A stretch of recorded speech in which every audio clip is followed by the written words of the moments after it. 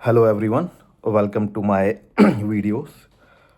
सो आज हम बात करेंगे कि ऑस्ट्रेलिया में स्पेशली मेलबर्न में एक रेंटेड अपार्टमेंट लेना या अकोमोडेशन लेना कितना ज़्यादा टफ़ है और मुश्किल है। सो आपको पता है कि इंडिया में हम कैसे किसी भी रेंटेड अपार्टमेंट में रहते हैं। सिंपल होता है काफ़ी प्रोसेस। कैसे हम जाते हैं, बात करते हैं किसी भी ओनर से या ब्रोकर से और अपार्टमेंट देखते हैं, और then if we are okay then हम रेंट एग्रीमेंट बनवाते हैं एंड देन शिफ्ट हो जाते हैं। ईजी रहता है थोड़ा सा वहाँ पे। एंड रेंट भी थोड़ा सा ठीक ठाक होता है। अगर टीयर 1 सिटीज़ की बात करें 30-40 थाउजेंड में आपको ठीक ठाक अपार्टमेंट मिल जाता है। बट ऑस्ट्रेलिया स्पेशली मेलबर्न में बहुत डिफरेंस है। ऑब्वियसली डिफरेंस हो गई होगी, एक नई कंट्री है तो वही मैं आपको साथ शेयर करना चाहता हूँ कि क्या प्रोसेस है यहाँ पे, क्योंकि ये थोड़ा सा मेरे लिए कॉम्प्लेक्स रहा। स्ट्रगल था मेरे लिए बहुत ज़्यादा, मैं परेशान भी हो गया था।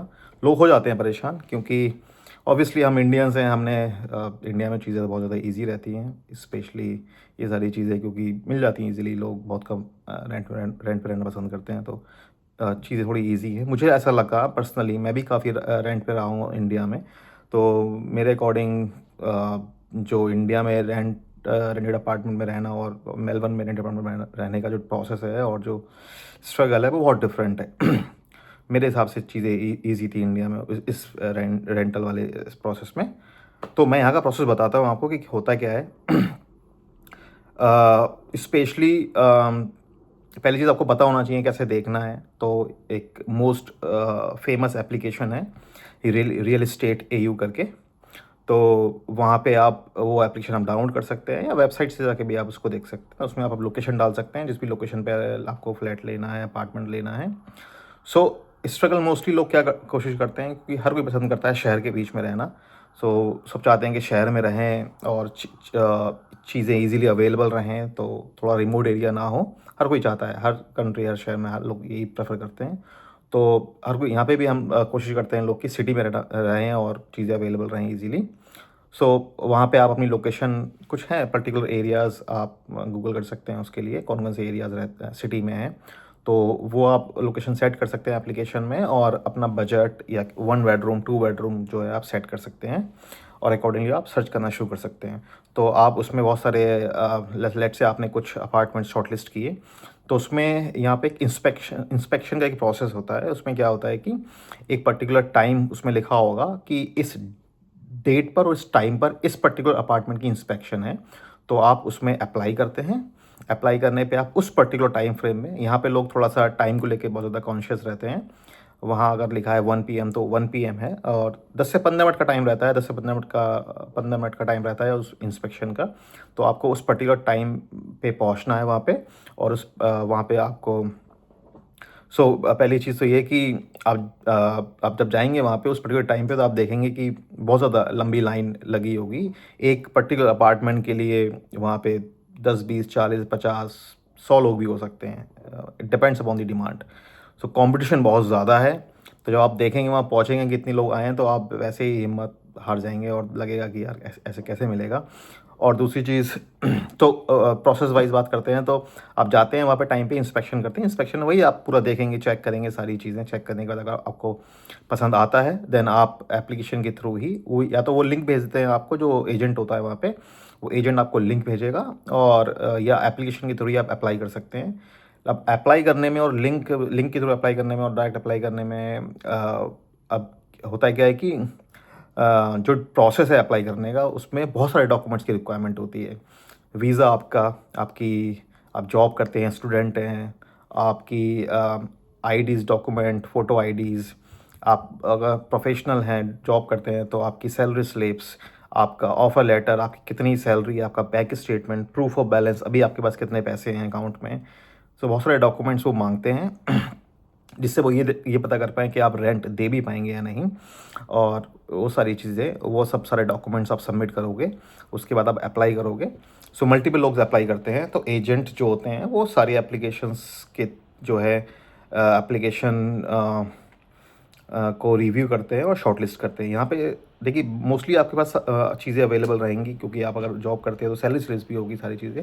लेकिन आप एक फैक्टर होता है रेंटल हिस्ट्री। रेंटल हिस्ट्री में प्रेफरेंस रहती है कि आप ऑस्ट्रेलिया की रेंटल आपकी हिस्ट्री होती है तो आपको प्रेफरेंस मिलती है। बट ऑब्वियसली कि आप फर्स्ट टाइम आ रहे हैं तो आपकी कोई रेंटल हिस्ट्री नहीं होगी।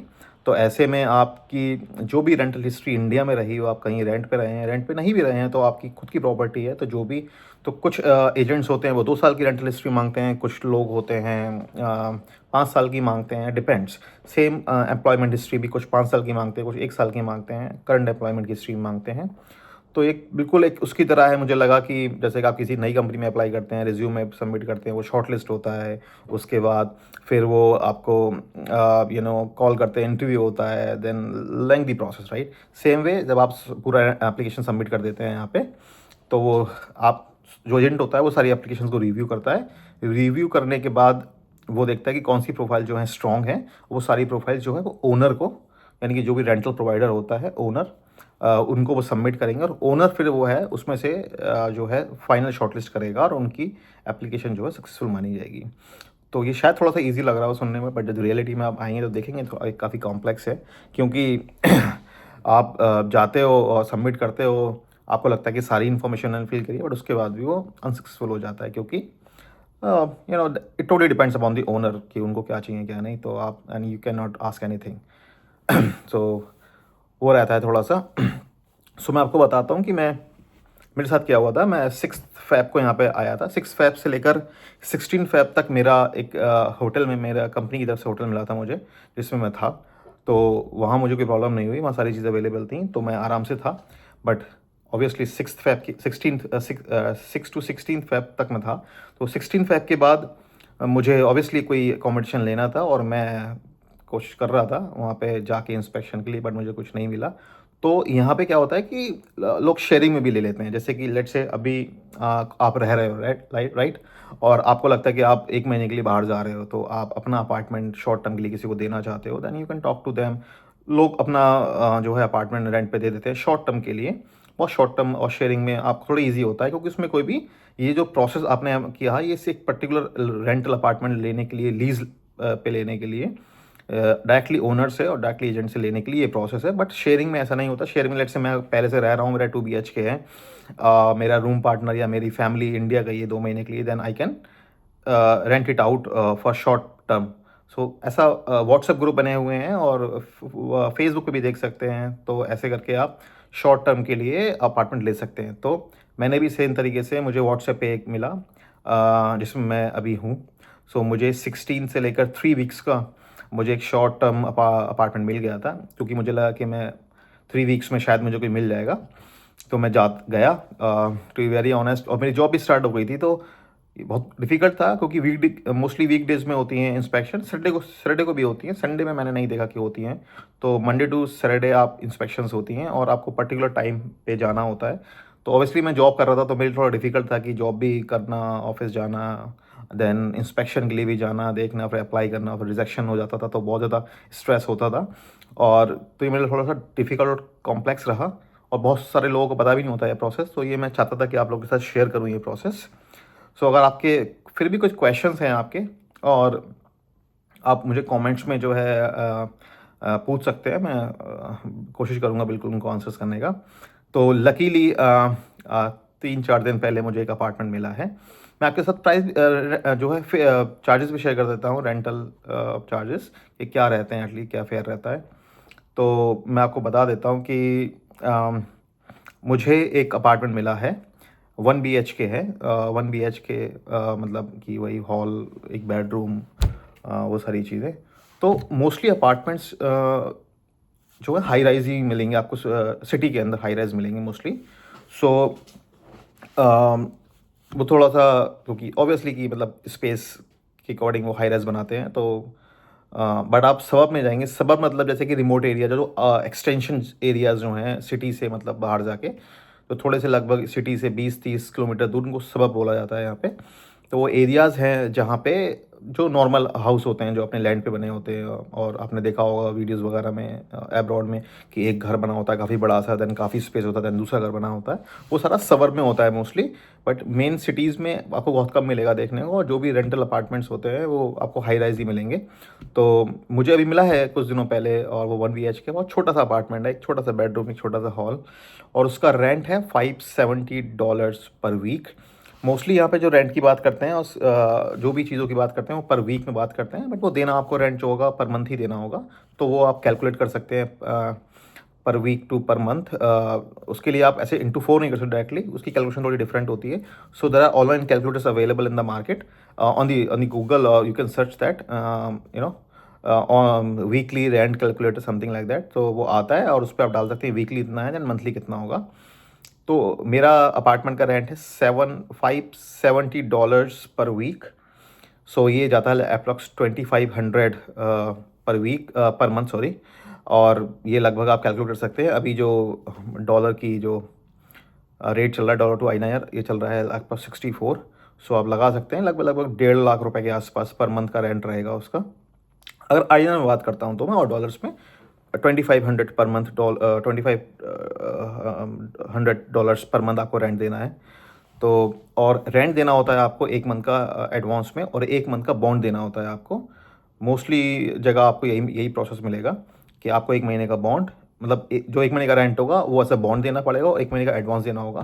तो यानी कि आप लगा सकते हो कि 2500 अगर मेरा रेंट हुआ 1 महीने का, तो मेरा बॉन्ड भी 2500 हुआ, यानी कि मैंने $5000, $5000 दिए थे वो अपार्टमेंट लेने के लिए। और वो अपार्टमेंट अनफर्निश्ड है। अनफर्निश्ड में से मतलब आप समझते ही हैं, फर्निश अनफर्निश्ड, उसमें कोई भी सामान नहीं है।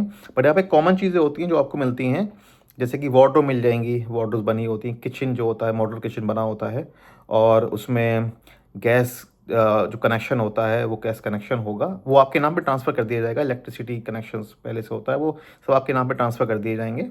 सो एंड इंटरनेट आपको लगवाना होता है, वो उसकी वायरिंग वगैरह हो रखी होती है, बट आप अपनी जो भी इंटरनेट प्रोवाइडर होता है उससे बात करके आप अपना इंटरनेट कनेक्शन लगवा सकते हैं। और पानी का कनेक्शन रहता है, वो आपके नाम पे ट्रांसफ़र कर दिया जाएगा। तो ये चीज़ें हैं। यहाँ पे आपको कोई इन्वर्टर की ज़रूरत नहीं मैंने नहीं देखा कि कोई इन्वर्टर यूज़ करता है, क्योंकि यहाँ 24/7 लाइट आती है। तो जो भी प्रोवाइडर होगा आपको 24/7 की लाइट प्रोवाइड करेगा, इलेक्ट्रिसिटी प्रोवाइड करेगा, तो आपको कोई भी इन्वर्टर की ज़रूरत नहीं पड़ेगी।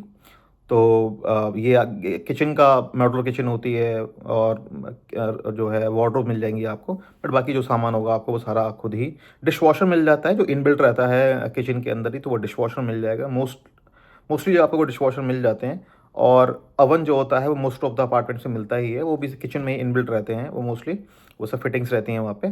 तो ये चीज़ आपको मिल जाती हैं, बाकी चीज़ें आपको सब कुछ अपना खुद ही कैरी करना होगा, beds, furniture, TV, everything. Furnished apartments जो होते हैं, ऐसा नहीं कि फर्निश्ड अपार्टमेंट नहीं होते हैं, बट वही है कि फर्निश्ड अपार्टमेंट्स की जो डिमांड होती है वो ऑब्वियसली हाई होगी, क्योंकि तो ये रेंट रहता है एटलीस्ट 1 BHK का, छोटा सा, काफ़ी छोटा सा 1 BHK होगा वो। तो उसका 600 के आसपास, जिस एरिया में मैं रह रहा हूँ मेन सिटी में, तो मैंने देखा है काफ़ी 500 टू 650 तक आपको ठीक ठाक 1 BHK अनफर्निश और फर्निश भी मिल सकता है, डिपेंड्स अपॉन कि आप कितने लकी हो और कितनी अवेलेबिलिटी है। बट डिमांड काफ़ी हाई रहती है, कॉम्पिटिशन बहुत हाई रहता है।